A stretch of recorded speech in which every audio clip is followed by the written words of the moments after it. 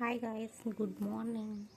ఈరోజు టాపిక్ ఏంటంటే ప్లాంట్స్ పెంచుకునే వాళ్ళు ఇట్లా వర్షం పడినప్పుడు ఇట్లాంటివి వస్తాయండి. ఇవి గవ్వల్లో నుంచి ఇట్లాంటివి వస్తూ ఉంటాయి. వీటన్నిటిని తీసేయండి.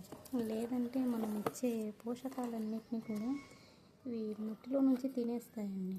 తినేసి మన ప్లాంట్స్ అనేది గ్రోత్ లేకుండా చేస్తాయి. చూడండి ఇట్లా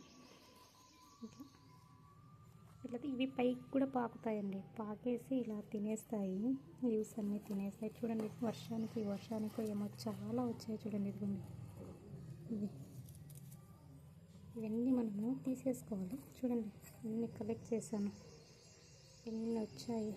ఇవన్నీ మనం తీసేసుకుంటే మనం ప్లాంట్స్కి ఇచ్చిన పోషకాలన్నీ మంచిగా అవి ప్లాంట్ తీసుకుంటుంది.